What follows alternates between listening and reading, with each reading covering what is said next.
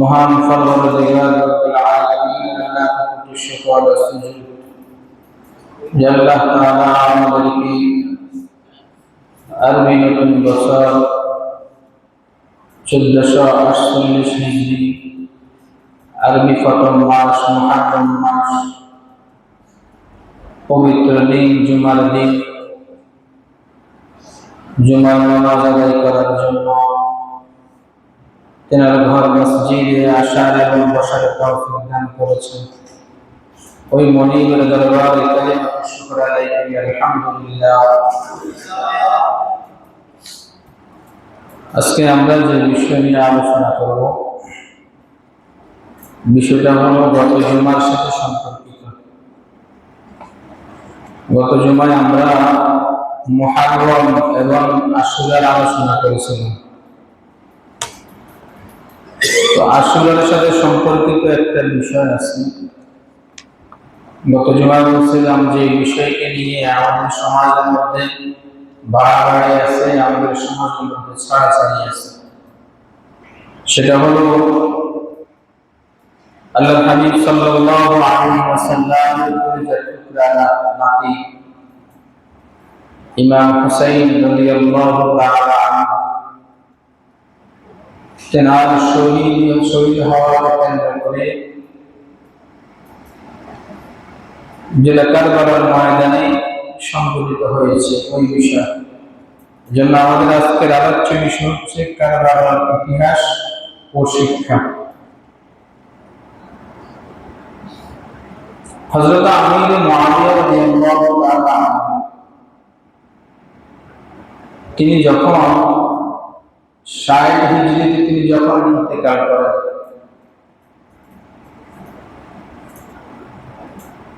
এরপর থেকেই ঘটনাগুলো শুরু হয়েছে। ক্ষমতা নিয়ে, ক্ষমতার আধিপত্যকে কেন্দ্র করে ন্যায় ইনসাফ, জুলুম, নির্যাতন, এই সমস্ত বিষয়গুলো এরপর থেকে শুরু হয়েছে। এজন্য ইমাম হুসাইন রাদিয়াল্লাহু তাআলা তিনি 61 হিজরিতে 10ই মুহররমে তিনি শহীদি মর্যাদা লাভ করেন। এটা সর্বপ্রথম কথা হলো যখন আমির মুআবিয়া রাদিয়াল্লাহু তাআলা আনহু তিনি যখন ইন্তেকাল করলেন 60 হিজরিতে, তারপরে তেনার ছেলে নাম হলো ইয়াজিদ, সে শাসন ক্ষমতা নিজের হাতে নিয়ে নিল। অথচ মদিনার মধ্যে তখনও অনেক সাহাবায়ে কেরাম তখনও তেনারা জীবিত ছিলেন। ও সাহাবায়ে কেরামকে তোয়াক্কা না করে নিজেই নিজের হাতে শাসন ক্ষমতা নিজেই নিয়েছিলেন। আর এই ইয়াজিদের এই শাসন ক্ষমতাকে কেন্দ্র করে বড় বড় উলামায়ে কেরাম তেনারা তার বিরোধিতা ছিল। তার বিরোধিতার অনেকগুলো কারণ ছিল। তার মধ্যে হলো, 1 নম্বর কথা হলো, ইবনে কাসির বর্ণনা করেন যে ইয়াজিদ ছিল মদ্যপানকারী, 1 নম্বর। 2 নম্বর হলো গান বাজনা ও অসংযমী চরিত্রের অধিকারী। তাহলে একটা হলো ন্যায়সঙ্গত শাসন প্রতিষ্ঠিত জায়গায় যদি এরকম একজন লোক যদি শাসনের ভার তার হাতে নেয়, তাহলে রাষ্ট্র ক্ষমতা, রাষ্ট্রের ব্যবস্থাপনা কি হাত হবে, কি অবস্থা হবে, এটা তো এমনি কি করা যায়, অনুমান করা যায়। সেই জন্য দরকার ছিল হলো একজন ন্যায়পরায়ণ, আল্লাহ ভীরু, ইনসাফ করেন, এমন একজন শাসক দরকার ছিল, কিন্তু ইয়াজিদ যেহেতু আমির মুআবিয়া রাদিয়াল্লাহু তাআলা আনহুর ছেলে ছিল, এই জন্য বংশীয় পরাক্রমায় বাবার শাসন থেকে নিজের শাসনটা নিজেকে শাসক হিসেবে কি করে দিয়েছে, ঘোষণা করে দিয়েছে। যদিও এই বিষয়টা একেবারে ইসলামের সম্পূর্ণ বিপরীত, সম্পূর্ণ কি বিপরীত। এজন্য আমাদের দেশে একটা প্রবাদ আছে, রাজতন্ত্র বলে একটা শব্দ, রাজতন্ত্র, যেটা হলো বংশ পরক্রমায় সিলসিলা একজন মারা গেলে আরেকজন কি হবে, বদলিশীল হবে। ইসলাম কিন্তু এটা কি করে না, সমর্থন করে না। ইসলামের নিয়ম হলো একটা কমিটি থাকবে, যেনারা হলেন আল্লাহ ভীরু, খোদা ভীরু, ইনসাফগার, এরকম একটা বড় বড় একটা কি থাকবে, সূরা সদস্য কমিটি থাকবে। ওনাদের পরামর্শ ভিত্তিক, ওনারা পরামর্শ দিয়ে যাকেই ক্ষমতায় বসাবে সেই করবে, ক্ষমতায় আসীন হবে। এটা হলো ইসলামী খেলাফত, ইসলামী শরিয়ার নিয়ম হলো কি এটাই। নিজে নিজে হওয়া এটা ইসলামী শরিয়ত বা ইসলামী খেলাফতের নিয়ম নয়। এরপর আসুন ইমাম হোসেন রাদিয়াল্লাহু তাআলা আনহু, তেনার অবস্থান ও নীতিগত সিদ্ধান্ত। এক নম্বর কথা হলো, যে জায়গায় আল্লাহ রাসূল সাল্লাল্লাহু আলাইহি ওয়াসাল্লামের নাতি জীবিত উপস্থিত, তো তেনার চেয়ে দামি আর কেউ আছে? ওনার চেয়ে দামি তো আর কেউ নাই। এই একটা বিষয়। তো তিনি ইয়াজিদের এই অনুগত্যটাকে তিনি অস্বীকার করেছেন। তিনি অস্বীকার করে তিনি মদিনা থেকে তিনি মক্কায় চলে গেছেন। দুই নম্বর হলো, তিনি যখন মক্কায় গেছে, যাওয়ার পরে কুফাবাসীরা এনার কাছে চিঠি পাঠানো শুরু করে দিয়েছে যে আপনি কুফায় আসেন, আমরা আপনাকে শাসক হিসেবে আমরা আপনাকে গ্রহণ করে নিব, আমরা আপনার সাথে আছি, যা করার দরকার আমরা সবকিছু করব। আমরা এটা দুটো বিষয়। তিনি যখন এক যুগে শত শত চিঠি যখন তিনি পাইলেন, তিনি মনস্থির করলেন যে আমি কি করবো, কুফার দিকে আমি হিজরত করবো, রওনা করবো। আমি এজন্য ইমাম তাবারি রাহমাতুল্লাহ আলাইহি তিনি বলেন যে তেনার কাছে হাজারের উপরে চিঠি ওনার কাছে আসছে। তুমি সিদ্ধান্ত নিয়ে নিলেন যে আমি মক্কায় আর কি করবো না, অবস্থান করবো না, আমি যাবো কোথায়, আমি কুফায় যাব।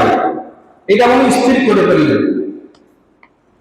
এদিকে ইয়াজিদের ভূমিকা এবং বিশ্বাসঘাতকতা কিভাবে, ইয়াজিদ যখন শুনল যে হুসাইন রাদিয়াল্লাহু তাআলা আনহু তিনি কি করবেন, তিনি কুফায় যাবেন, তিনি যখন শুনছেন, তিনি তৎক্ষণাৎ কুফার গভর্নর একজন নিযুক্ত করলেন, যার নাম হলো ওবাইদুল্লাহ ইবনে জিয়াদ। ওবাইদুল্লাহ ইবনে জিয়াদকে কুফার গভর্নর হিসেবে কি জন্য নিযুক্ত করল, যে ছিল একেবারে নিষ্ঠুর একজন ব্যক্তি ছিল। এই ওবাইদুল্লাহ ইবনে জিয়াদ কি করছেন, কুফার যে সমস্ত বড় বড় নেতা রয়েছে, সম্পদশালী, অবস্থান ভালো যে সমস্ত মানুষগুলা রয়েছে, এই মানুষগুলাকে ডেকে পাঠাইছে। এই মানুষগুলো আসছে, তাদেরকে এক নম্বর হলো অর্থ দিয়া কিনে ফেলছে। তাদেরকে কি করছে, অর্থ দিয়া কিনে ফেলছে। স্বাভাবিক হলো অর্থের কাছে সবাই কি হয়ে যায়, বিক্রি হয়ে যায়। যতই আদর্শ আর নীতির কথা বলে, কিন্তু টাকার সামনে আমাদের নীতি আর ওই আদর্শ কি থাকে না, কি থাকে না। দুই নম্বর হলো ওই কুপার ওই বড় বড় টাকাদেরকে বড় দেখাইছে। তোমরা যদি হুসাইনের যদি পক্ষপাতিত্ব করো, তাহলে তোমরা কেউ করতে পারবে না, বাঁচতে পারবে না। দুই জিনিস। তো তিনি যখন হুসাইন রাদিয়াল্লাহু তাআলা আনহু তিনি যখন কুফায় আসছেন, আসার পর তিনি দেখতেছেন হায়রে এখন তো দেখি পরিপূর্ণ আমার কাছে যে চিঠি যেভাবে আসছে, তারা যে বক্তব্য দিচ্ছে, আমি আসার পরে এখন তাদের বক্তব্য এখন কি হয়ে গেছে, পরিবর্তন হয়ে গেছে। তারা তাদের মূল কথার মধ্যে এখন নাই। কি কারণে? ওই যে ওবাইদুল্লাহ ইবনে জিয়াদ তাদেরকে দুইটা জিনিস দিচ্ছে, একটা হলো টাকা অর্থ, আরেকটা হলো কি ভয়। দুই জিনিস। এরপরে দেখেন এইভাবেই ইমাম হুসাইন রাদিয়াল্লাহু তাআলা আনহুকে রাজনৈতিকভাবে তেনাকে সরিয়ে দেওয়ার জন্য এবং তেনার সাথে বিশ্বাসঘাতকতা এই কুফার লোকেরা করছে। যেমনি ভাবে আলী রাদিয়াল্লাহু তাআলা আনহুর সাথে এই কুফার লোকেরা কি করছে, বিশ্বাসঘাতকতা করছে। বাবার সাথে যেমন বিশ্বাসঘাতকতা করছে, ছেলের সাথেও এখন কুফারবাসীরা আসে কি করছে, বিশ্বাসঘাতকতা করছে। এরপরে দেখেন এবার আসলে মূল বিষয়টা, কারবালার বিষয়টা। কারবালার বিষয়টা যদিও একটা নিষ্ঠুরতা, এই ঘটনাটা একটা নিষ্ঠুরতা। দুই নম্বর হলো ক্ষমতার অহংকার, তিন নম্বর হলো অপরদিকে হলো ন্যায় প্রতিষ্ঠা করা পরিপূর্ণ অঙ্গীকারবদ্ধ হুসাইন রাদিয়াল্লাহু তাআলা আনহু এবং আত্মত্যাগের মহাকাব্য। আমি ন্যায় প্রতিষ্ঠা করব, যদিও নিজেকে শহীদ করতে হয়, তারপরে আমি ইনসাফি করব, কায়ে করব। কয়েকটা পয়েন্ট খেয়াল করেন। এক নম্বর হলো মক্কা থেকে যখন হুসাইন রাদিয়াল্লাহু তাআলা আনহু যখন কি করলেন, রওনা করলেন, যেহেতু হাজার হাজার চিঠি পাইছেন, তো তিনি তেনার সাথে তেনার পরিবার পরিজন যা ছিল সবাইকে সাথে নিয়ে তিনি কি হয়েছেন, রওনা হয়েছেন। তেনার সাথে সংখ্যা ছিল ৭২ জন। কয়জন? ৭২ জন সাথী নিয়ে উনি কি করছেন, কুফায় রওনা করছেন, কুফায় আসছেন। দুই নম্বর হলো মিথ্যা আশ্বাস ও অবরোধের পাপ। দেখেন এক নম্বর হলো আশ্বাস তো কুফাবাসীরা দিছে, কিন্তু আসার পরে ওই আশ্বাসের মধ্যে তারা কি ছিল বলেন না। কুফাবাসীরা হুসাইন রাদিয়াল্লাহু তাআলা আনহুকে কুফায় আনছে, আনার পরে তারা কি তাদের কথার উপর অটল ছিল তারা? তাহলে এখানে তারা কি করছে, মিথ্যা আশ্বাস দিছে। এক। দুই নম্বর হলো অবরোধের পাপ। হুসাইন রাদিয়াল্লাহু তাআলা আনহু নিযুক্ত করা প্রতিনিধি মুসলিম ইবনে আকিল রাদিয়াল্লাহু তাআলা আনহু, তেনাকে এই উবাইদুল্লাহ ইবনে জিয়াদ এই হুসাইন রাদিয়াল্লাহু তাআলা আনহুর প্রতিনিধি মুসলিম ইবনে আকিলকে শহীদ করে ফেলছে। তাহলে শহীদের সিলসিলা শুরু হয়ে গেছে কার থেকে? মুসলিম ইবনে আকিল থেকে শুরু হয়েছে। আরেকটা পয়েন্ট হলো কারবালা অবস্থান ও পানিবন্ধ। যেমন ২ মুহররম তিনি যখন কারবালা প্রান্তরে যখন অবস্থান করছেন, তখন অবস্থানটা এমন ছিল সবাই এই কারবালার ময়দানে আটক হয়ে গেছে। আর ৭ই মুহররম তেনাদের খাবার দাবার পানীয় সমস্ত কিছু কি করে দিচ্ছে, বন্ধ করে দিচ্ছে। যখন এই অবস্থা যখন হয়েছে, তেনার ছোট পুত্র হুসাইন রাদিয়াল্লাহু তাআলা আনহু দুধের শিশু আলী আসগর। পিপাসা এই পরিমাণ হয়েছে, মনে হয় যেন শিশু বাচ্চা কি করবে, মারা যাবে। তো তিনি যখন ফোরাত নদীর তীরে পানি যখন চাইলেন, তো পানি চাওয়ার কারণে তেনার ওই শিশু সন্তানটাকে ওমর বিন সাদ ওই শিশু সন্তানটাকে তীর মেরে গলার মধ্যে তীর মারছে, গলার মধ্যে তীর মেরে ওখানে শহীদ করে দিচ্ছে। বুঝেন কি পরিমাণ নির্মমতা, কি পরিমাণ নিষ্ঠুরতা। এই যখন এই অবস্থা যখন হয়, তো তেনার অন্তরের মধ্যে এমনি একটা জিনিস বাঁচতেছিল যে স্বাভাবিক কথা হলো, আমি তো কোথায় নিজে আসছি না, আমাকে আনা হয়েছে, আমাকে তো আনা হয়েছে, আমি তো নিজে কি করি নাই, আমি তো নিজে আসিনি। আমাকে কুপাবাসীরা মেহমান বানাইছে, মেহমান বানায় এখন আমাকে কি দিতেছে, তারা কষ্ট দিতেছে আমাকে। আমার 72 জন লোককে এরকম ভাবে পুরা পানি বন্ধ করে দিচ্ছে। এরকম একটা সঙ্গীত আছে, একটা সঙ্গীত, মুঝে কুফা মুসাফির না সমঝে। হে কুফাবাসীরা, তোমরা আমাকে মুসাফির কি করিও না, মনে করিও না। মে আয়া নেই হো, আমি নিজে কি করি নাই, আমি নিজে আসি নাই। বোলায়া দিয়া হো, আমাকে ডাকা হয়েছে। তাহলে নিজে তো তিনি আসেন নাই, তেনাকে ডাকা হয়েছে। কিন্তু আনার পরে সব কিছু কি করে দিচ্ছে, বন্ধ করে দিচ্ছে। বন্ধ করে দেওয়ার পরে এরপরে হলো 10ই মুহররমের রাত্র। ইমাম হুসাইন রাদিয়াল্লাহু তাআলা সবাইকে ডাকলেন, তেনার সাথী যে বাকিরা ছিল সবাইকে ডাকলেন। ডাকার পরে সবাইকে বলতেছে, শুনো, ইয়াজিদের সাথে আমার সাথে বোঝাপড়া,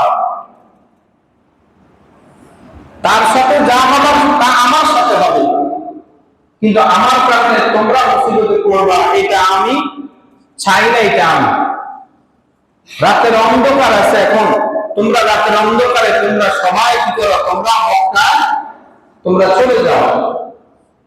তিনি যখন এই কথা বলছে, তখন তেনার সাথীরা সবাই বলছে যে না, আমরা আপনাকে ছেড়ে কোথাও যাব না। আমরা যদি শহীদ হতেই হয় তাহলে সবাই একসাথে কি হবে, শহীদ হব। আর যদি বাঁচি তাহলে সবাই একসাথে কি করবো, বাঁচব। যখন এই অবস্থা যখন হলো, পরের দিন সকালবেলা 10ই মুহররম রক্তাক্ত সেটায় হযরত ফাতেমা রাদিয়াল্লাহু তাআলা আনহা সন্তান আদি ছিল হলো 5 জন। কয়জন? 5 জন ছিল। আমরা স্বাভাবিকভাবে 2 জনের নাম প্রসিদ্ধভাবে আমরা জানি, হাসান এবং হুসাইন রাদিয়াল্লাহু তাআলা আনহুমা। কিন্তু ফাতেমা রাদিয়াল্লাহু তাআলা আনহা আরেকটা সন্তান ছিল, তেনার নাম ছিল মুহসিন। নাম কি? মুহসিন। এবং 2 জন কন্যা সন্তান ছিল, একজন হলো যায়নব, আরেকজন ছিলেন উম্মে কুলসুম। বোনদের নামে নাম রাখছে। এ হলো 5 সন্তান। তো হুসাইন রাদিয়াল্লাহু তাআলা আনহু যখন 10ই মুহররম শুরু হলো, তখন প্রথমে তেনার বড় ছেলে আলী আকবর, বয়স হলো 18, তিনি সর্বপ্রথম শহীদ হলেন। এরপরে ভাই আব্বাস, তিনি শহীদ হলেন। এখন কথা হলো, আব্বাস তেনার ভাই কি করে, ফাতেমা রাদিয়াল্লাহু তাআলা আনহার ইন্তিকালের পরে আলী রাদিয়াল্লাহু তাআলা আনহু দ্বিতীয় বিবাহ যখন করেন, ওই ঘরে সন্তানের নাম হলো কি, আব্বাস। তার মানে হোসেন রাদিয়াল্লাহু তাআলা আনহুর সৎ ভাই হলো কে? আব্বাস রাদিয়াল্লাহু। কথা বুঝে আসছে? এই জন্য তোমার মার নাম হলো উম্মে বানিন। আব্বাসের মার নাম হলো উম্মে বানিন। এইভাবে এবং তেনার হোসেন রাদিয়াল্লাহু তাআলা আনহু ভাতিজা কাসেম বয়স 11 বছর, তেনাকে কি করে দেওয়া হয়েছে? শহীদ করে দেওয়া হয়েছে। একে একে সবাই যখন কি হয়ে গেছে? শহীদ হয়ে গেছে। তখন তিনি একা মানুষ, একা ইমাম হুসাইন রাদিয়াল্লাহু তাআলা আনহু একা যুদ্ধ শুরু করলেন। উনি লড়াই শুরু করে দিলেন, ইনসাফের লড়াই, ন্যায় প্রতিষ্ঠার লড়াই, অন্যায়ের বিরুদ্ধে লড়াই তিনি একা শুরু করে দিলেন। কত কঠিন অবস্থা! তেনার শরীরের মধ্যে 70 বেশি আঘাত করেছিল ওই জালেমরা। 70 বেশি আঘাত করেছিল জালেমরা। পরিশেষে তেনাকে শহীদ করে দিয়েছে। সীমা নাম কি? সীমা। শুধু শহীদে করে নাই, তেনার দেহ থেকে মাথাটা কি করে দিচ্ছে? আলাদা করে দিচ্ছে। কি পরিমাণ নিষ্ঠুরতা, কি পরিমাণ ভয়ানক এই সময়ের পরিস্থিতি অবস্থা ছিল। যখন তেনাকে শহীদ করা হয়েছে, এরপরে তেনার শরীরটাকে গোয়ার খুর দ্বারা তেনার শরীরটাকে এরকম খুব মর্মান্তিক ভাবে তেনার শরীরটাকে পাড়ানো হয়েছে। এবং তেনাদের সাথে যে মহিলারা ছিল, ওই মহিলাদের নেকাব গুলোকে তারা খুলে ফেলছে এবং মহিলাদেরকে বন্দী বানায়া তারা নিয়ে গেছে। তাহলে একদিক দিয়ে হলো ওই কারবালার ময়দান রক্তে রঞ্জিত হয়ে গেছে, আর একদিক থেকে হলো আল্লাহ রাসূল সাল্লাল্লাহু আলাইহি ওয়াসাল্লামের পরিবার টুকরা নাতি হোসেন রাদিয়াল্লাহু তাআলা আনহুকে শহীদ করে দেওয়া হয়েছে। শরীর থেকে মাথাটা আলাদা করে দেওয়া হয়েছে এবং তার শরীরটাকে ধোঁয়া দ্বারা পদদলিত করা হয়েছে। মহিলাদের সাথে খারাপ আচরণ করা হয়েছে, তাদেরকে বন্দী করে নিয়ে যাওয়া হয়েছে। ওই সময়টা কি মর্মান্তিক পরিস্থিতি! অথচ আল্লাহ রাসূল সাল্লাল্লাহু আলাইহি ওয়াসাল্লামের কত প্রিয় ছিল এই নাতিগুলো। হাদিসের মধ্যে আছে আল হাসান ওয়াল হুসাইন সাইয়্যিদা শাবাব আহলিল জান্নাহ। হাসান হুসাইন জান্নাতি যুবকদের সর্দার হবে। অথচ তেনাদের সাথে এই নিষ্ঠুরতা করা হয়েছে। আল্লাহ রাসূল সাল্লাল্লাহু আলাইহি ওয়াসাল্লাম আল্লাহ তাআলার কাছে দোয়া করছেন। ওসামা ইবনে যায়েদ রাদিয়াল্লাহু তাআলা আনহু হাদিসটা বর্ণিত। তিনি বলেন, আনিন নবী সাল্লাল্লাহু আলাইহি ওয়াসাল্লাম আন্নাহু কানা ইয়াকুযুহু আল হাসান ওয়া ইয়াকুল, আল্লাহ রাসূল হাসান এবং হুসাইনকে কোলের মধ্যে রাখিয়া আল্লাহ তাআলার কাছে বলছেন, আল্লাহুম্মা ইন্নী উহিব্বুহুমা ফাআহিব্বুহুমা। ওগো আল্লাহ, আমি আমার এই দুই নাতিকে ভালোবাসি, আপনিও আমার এই দুই নাতিকে আপনিও ভালোবাসেন। আমি আমার এই দুই নাতিকে আমি ভালোবাসি, আপনিও আমার এই দুই নাতিকে কি করেন? ভালোবাসেন।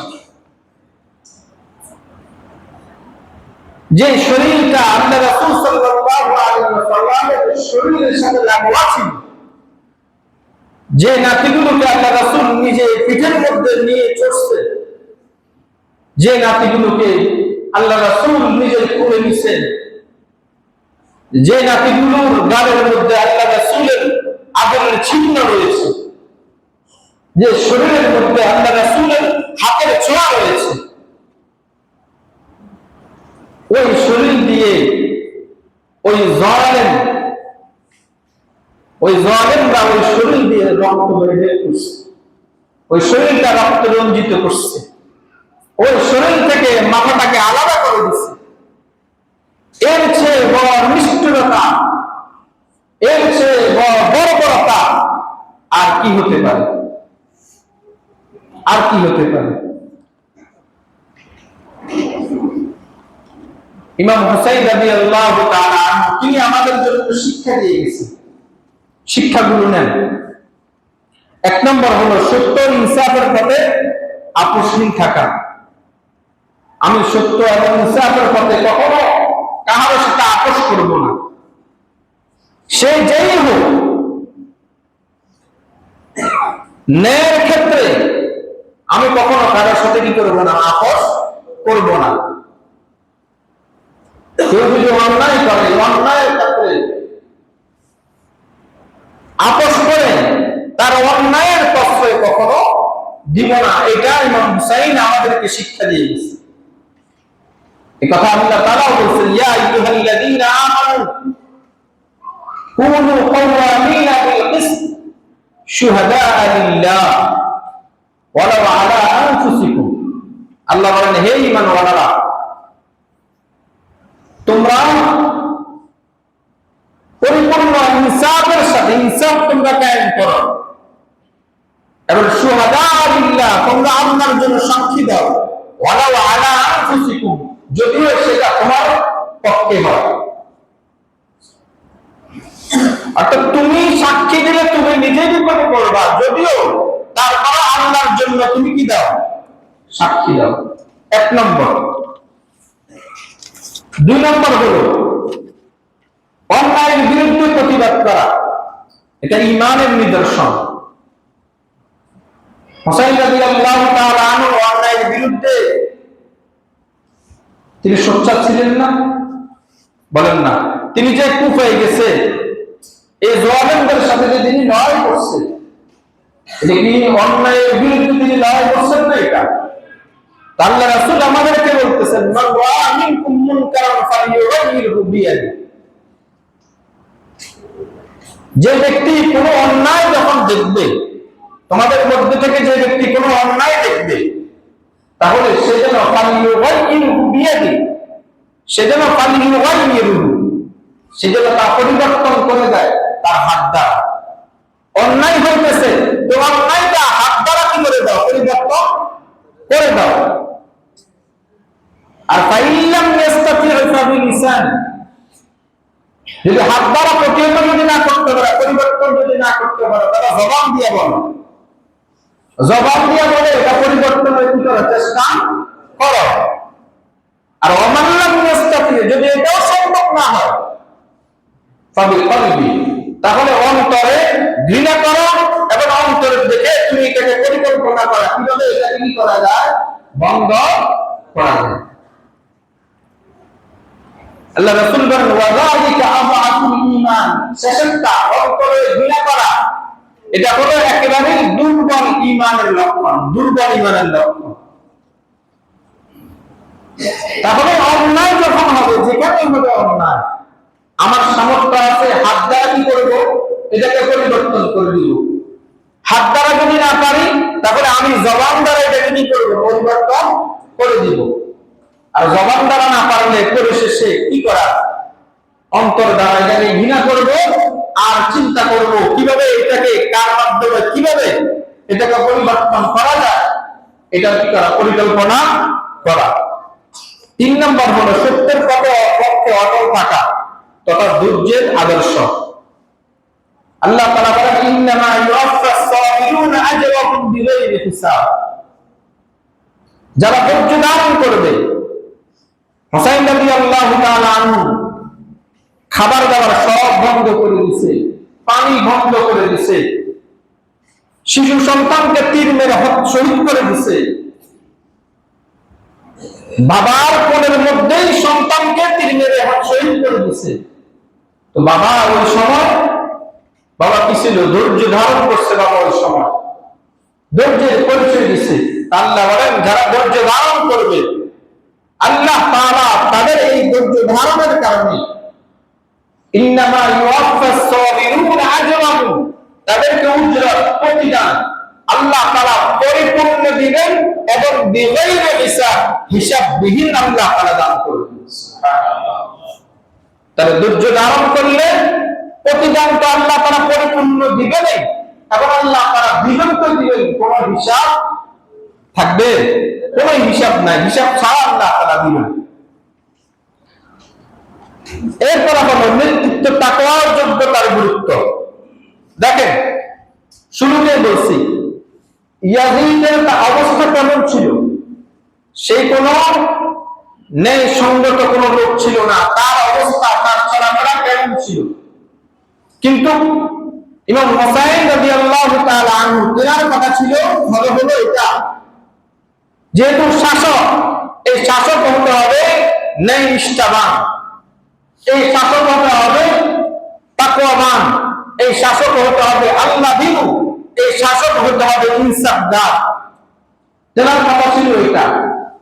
তাহলে যে ক্ষেত্রে যেখানে হোক না কেন, যে যেই পদের মধ্যে, যে যে স্থানের মধ্যেই অবস্থান করুক না কেন, যাকেই নির্বাচন করবেন আপনি, নির্বাচন করার ক্ষেত্রে আপনাকে এই গুণগুলো কি করতে হবে? বলেন না, গুণগুলো অবশ্যই দেখতে হবে, গুণের লোকদেরকেই অবশ্যই অবস্থান করাতে হবে। আরেকটা বিষয় হলো বাহ্যিক বিজয় না প্রকৃত বিজয় নয়, বরং নীতির বিজয় প্রকৃত বিজয়। দেখেন, যদিও চোখে দেখা যায় ইমাম হুসাইন রাদিয়াল্লাহু তাআলা আনহু তিনি শহীদ হয়ে গেছেন, তিনি পরাজয় বরণ করছেন, কিন্তু প্রকৃত পক্ষে তিনি পরাজয় বরণ করেন নাই, তিনি বিজয় লাভই করেছেন, তিনি পরাজয় লাভ করেন নাই। এই জন্য আল্লাহ বলেন কাম মিন ফিয়াতিন কালিলাতিন গালাবাত ফিয়াতান কাসীরাতান বিইযনিল্লাহ। আল্লাহ বলেন অল্প সংখ্যক লোক, কাম মিন ফিয়াতিন কালিলাতিন গালাবাত ফিয়াতান কাসীরাতান বিইযনিল্লাহ, অধিক সংখ্যক লোকের বিরুদ্ধে আল্লাহ তাআলা কি দান করেন? বিজয় দান করেন। বদরের মধ্যে আল্লাহ তাআলা মুসলমানের সংখ্যা ছিল কয়জন? বলেন না, কয়জন ছিল? 313 জন। কাফিরদের সংখ্যা ছিল কত? 1000। তাহলে মুসলমানদের সংখ্যা কম ছিল না বেশি ছিল? কম ছিল, কিন্তু বিজয় লাভ করছে কে? মুসলমান বিজয় লাভ করছে। তাহলে আল্লাহ তাআলার ঘোষণাই এটা যে কাম মিন ফিয়াতিন কালিলাতিন ওয়ালাবাত ফিয়াতান কাসীরাতান বিইযনিল্লাহ, আমি অল্প সংখ্যক লোককে অধিক সংখ্যক লোকের বিরুদ্ধে আমি কি দান করি? বিজয় দান করি, বিজয় দান করি। এটা আল্লাহ তাআলার নিয়ম। এই জন্য সমাজের মধ্যে খারাপ লোকের সংখ্যা যদি বেশি হয়, আপনি কোন একটা কাজের ক্ষেত্রে যদি খারাপের দিকের মানুষ বেশি হয়, আপনি এটা ভাবিয়েন না যে ওটাই কি, ওটাই সঠিক। মানুষ আধিক্য, যেটা মানুষ আধিক্য বলে এটাকে কি মনে করা হয় না, এটাকেই সফলতা অথবা এটাই ঠিক, এটা মনে করা হয় না। আল্লাহ তাআলা কোরআনের মধ্যে বহু জায়গায় কথা বলছেন যে আল্লাহ তাআলা কৃতজ্ঞতা স্বীকার করবে অল্প সংখ্যক লোক, অল্প সংখ্যক লোক। কথা বলতে আসছে। এই জন্য ইবলিসেরও ওই কথা যে আমি চতুর্দিক থেকে আপনার বান্দাদেরকে আমি কি দিব? আমি ধোঁকা দিব, কিন্তু আপনি শুকরগুজার বান্দা পাবেন সামান্য। ওয়ালা তাজিদু আকতারাহুম শাকিরিন। আল্লাহ বলেন শুকরগুজার বান্দা বেশি হবে না। এই জন্য সব ক্ষেত্রে এটাকে আধিক্যটাকেই আপনি প্রাধান্য দিবেন, বিষয়টা এমন নয়।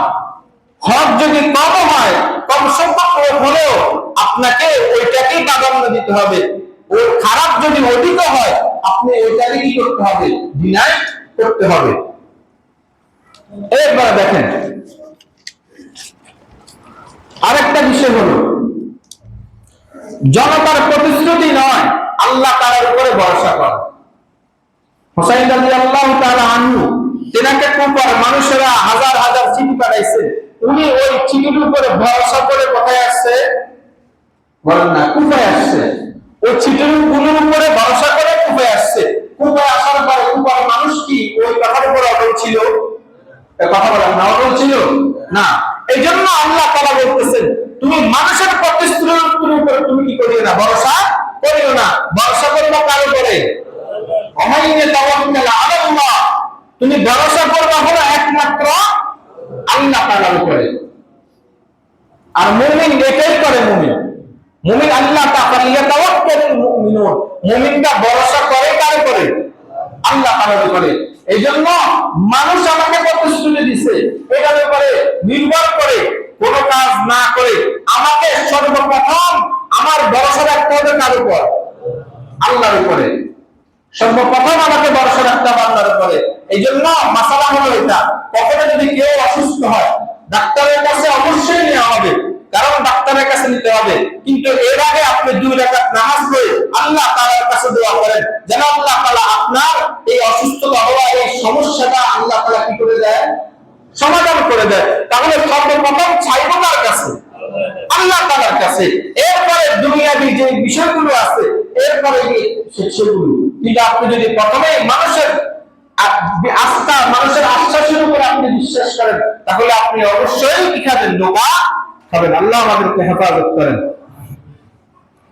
আরেকটা বিষয় হলো, সেটা হলো দেখেন, এই যে বলতেছিলাম না এই কথাটা, যে সমাজে যখন আপনি কোনো অন্যায় দেখবেন, সমাজের যখন কোনো কি দেখবেন? অন্যায় দেখবেন, অন্যায়ের ক্ষেত্রে আপনি অবশ্যই কি করতে হবে? কথা বলতে হবে। অবশ্যই কি করতে হবে? কথা বলেন না, কি করতে হবে? সমাজে যখন আপনি অন্যায় দেখবেন, আপনি চুপ থাকবেন না, ওই অন্যায়ের বিরুদ্ধে আপনাকে কথা বলতে হবে, ওই অন্যায়ের বিরুদ্ধে আপনাকে অবস্থান নিতে হবে? কোনটা? অবস্থান নিতে হবে না?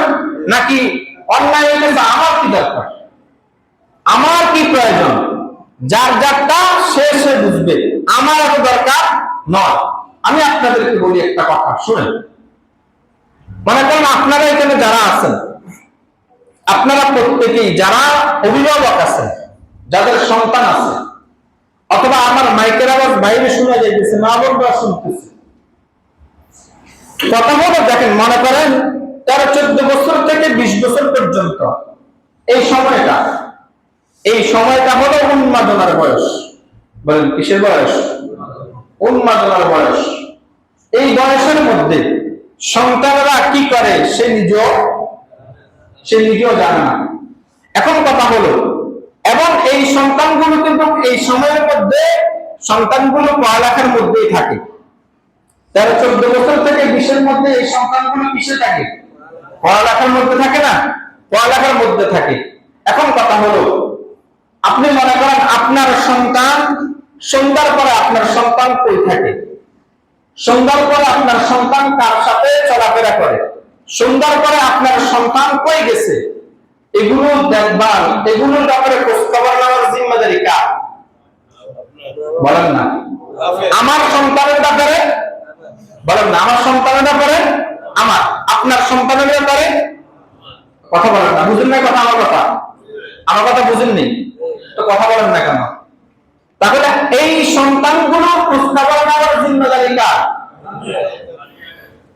নিজেরটা বলেন, আমার বলেন।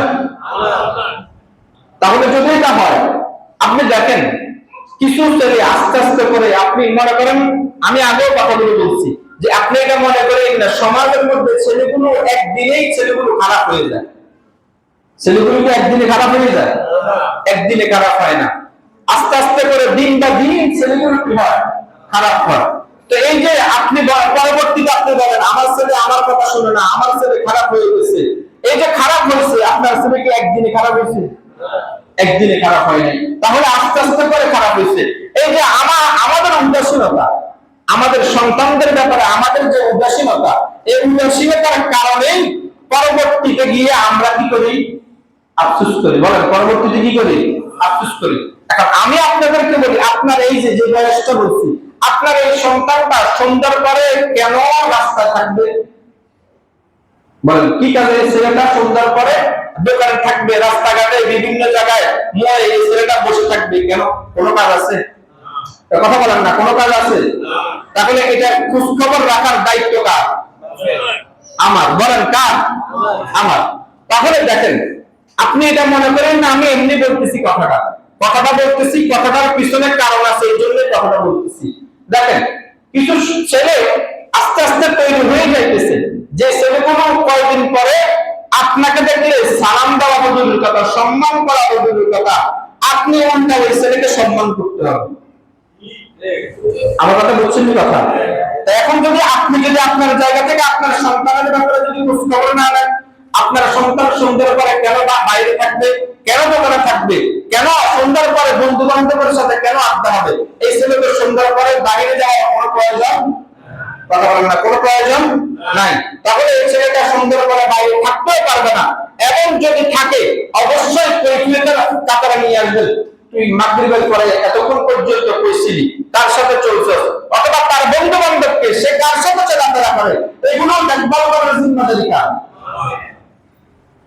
যদি না করেন, আমি এখন থেকে বলতেছি আপনাদেরকে, যদি না করেন তাহলে সামনের অবস্থা, এমনিতে এলাকার অবস্থা ভালো না, এমনিতে এলাকার অবস্থা ভালো না, কিন্তু সামনে আরো ভয়ানক অবস্থা আসতেছে, আপনাদের মনে রাখবেন যদি খেয়াল যদি না করেন। কথা বুঝে আসছে? আল্লাহ তারা যে কথাগুলো বলছি, আল্লাহ আমাদের প্রত্যেককেই কথাগুলো মানা সহজ করে দেন, আমল করার তৌফিক দান করেন।